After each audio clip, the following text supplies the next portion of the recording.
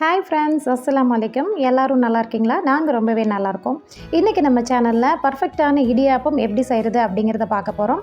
கூடவே அதுக்கு மாவு எப்படி ரெடி பண்ணுறது அப்படிங்கிறதையும் நம்ம பார்த்துடலாம். ஏன்னா நிறைய பேருக்கு அதுக்கு மாவு எப்படி ரெடி பண்ணுறது அப்படிங்கிறது தெரியாது. ஸோ அவங்களுக்காக தான் இந்த வீடியோ. நான் இன்றைக்கி இந்த கப்பில் தான் 2 கப் போல் மாவு எடுத்திருக்கேன். நீங்கள் உங்களுக்கு எவ்வளோ வேணுமோ அதை நீங்கள் எடுத்துக்கோங்க. நான் இன்றைக்கி ஒரு 3 பேருக்கு செய்கிறதுக்காக இந்த அளவில் நான் எடுத்திருக்கேன். இது கூடவே தேவையான அளவு பொடி உப்பு சேர்த்துக்கோங்க. கூடவே ஒரு 1/2 டீஸ்பூன் போல் ஆயில் இல்லைன்னா நெய், 2ல் ஏதாவது ஒன்று சேர்த்துட்டு கரண்டி வச்சு நல்லா மிக்ஸ் பண்ணி விடுங்க. ஃபஸ்ட்டு தண்ணியெல்லாம் எதுவும் சேர்த்துறாதீங்க. தண்ணி அளவுகள் நான் தண்ணி எவ்வளவுன்னு நான் சொல்கிறேன். ஃபஸ்ட்டு நீங்கள் ஒரு செம்பு போல் நீங்கள் தண்ணியை நல்லா ஹீட் பண்ணி வச்சுக்கோங்க. ஏன்னா கண்டிப்பாக இடியாப்பத்துக்கு நம்ம ஹாட் வாட்டர் போட்டு யூஸ் பண்ணால் மட்டும்தான் இடியாப்பம் உங்களுக்கு நல்லா சாஃப்டாக வரும்.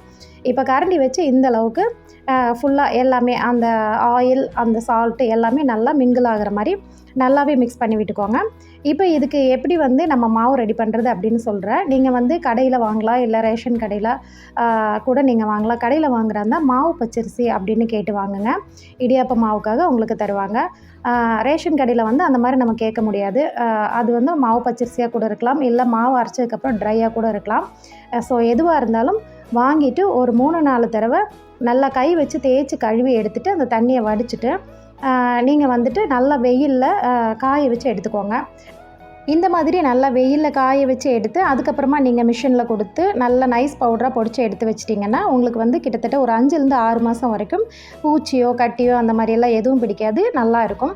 இதே நீங்கள் துணி போட்டுட்டு ஃபேன் காற்றுல வீட்டுக்குள்ளேயே நீங்கள் காய வைக்கிறாந்தா கண்டிப்பாக உங்களுக்கு அது நல்லா காஞ்சி வராது. ஸோ நீங்கள் பொடிச்சிட்டு வந்ததுக்கப்புறம் அது ஈரமாக இருக்கும் கொஞ்சம். அதை நீங்கள் ரோஸ்ட் பண்ண வேண்டியது வரும், நல்லா வறுக்க வேண்டியது வரும்.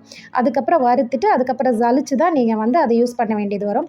அதே மாதிரி மாவு நீங்கள் மிஷினில் கொடுத்து பொடிக்கும்போது பொடித்த உடனே நீங்கள் பக்கெட்டை க்ளோஸ் பண்ணிடாதீங்க. அதுலேருந்து நீர் அதில் விழுகும். ஸோ உங்களுக்கு சீக்கிரமாகவே மாவு கெட்டு போயிடும். ஸோ கொஞ்சம் நேரம் ஆற விட்டுட்டு நீங்கள் அதுக்கப்புறமா கொண்டு வாங்க.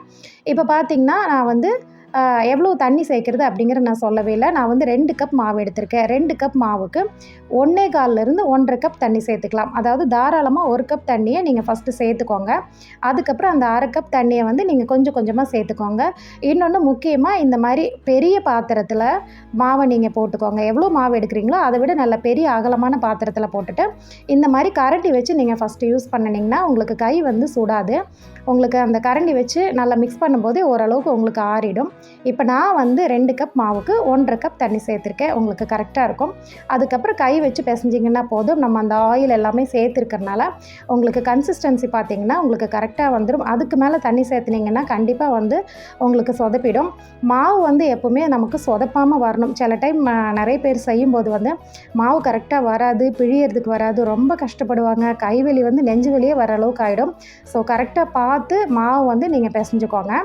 இப்போ நான் இடியாப்ப குழலில் சேர்க்குறதுக்காக மாவு இந்த அளவுக்கு நான் எடுத்து வச்சுருக்கேன். ஏன்னா என்னோடய இடியாப்ப அச்சு நல்லாவே பெருசாகவே இருக்கும். ஸோ இந்த அளவுக்கு நான் எடுத்திருக்கேன். என்னோடது சில்வர் தான். நிறைய பேர் உட்டனில் வச்சுருப்பீங்க, மரத்தில். ஸோ உங்களுக்கு எந்த அளவுக்கு வேணுமோ அந்த மாதிரி நீங்கள் எடுத்து வச்சுட்டிங்கன்னா நீங்கள் ஹேண்ட் நல்லாவே வாஷ் பண்ணிடலாம். இப்போ நிறைய பேர் இதுக்குள்ளே கூட ஆயில் தடவுவாங்க. பட் அவசியம் இல்லை. நம்ம ஆல்ரெடி ஆயில் சேர்த்துருக்கறனால உங்களுக்கு நல்லா பர்ஃபெக்டாகவே வரும்.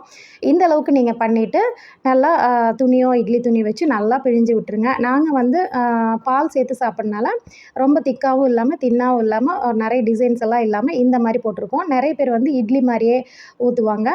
இப்போ இட்லி சட்டியில் நம்ம எப்படி இட்லி அவிக்கிறோமோ அதே மாதிரி ஒரு 5லேருந்து 8 நிமிஷம் வச்சு எடுத்திங்கன்னா பாருங்கள், சூப்பராக துணியில் கூட ஒட்டாமல் உங்களுக்கு நல்லாவே வந்துடும். கண்டிப்பாக இப்போ நான் சொல்லியிருக்கிற டிப்ஸு யாராவது ஒரு சிலருக்காவது யூஸ்ஃபுல்லாக இருக்கும்னு நினைக்கிறேன். இந்த டிப்ஸையெல்லாம் தாண்டி உங்களுக்கு இடியாப்பம் சொதப்புது அப்படின்னா கண்டிப்பாக அது உங்களுடைய தப்பாக இருக்காது, அரிசியோடைய தப்பாக தான் இருக்கும். ஏன்னா அரிசியில் நிறைய ட்ரை அரிசி கூட இருக்குது. ரேஷன் கடை அரிசி யூஸ் பண்ணும்போது கண்டிப்பாக அந்த தப்பு வர்றதுக்கு வாய்ப்பு இருக்குது. அந்த மாதிரி வந்துருச்சுன்னா நீங்கள் நல்லா உதிர்த்து விட்டுட்டு நீங்கள் சேவை மாதிரி ரெடி பண்ணிவிடுங்க. வேஸ்ட் பண்ண வேண்டாம்.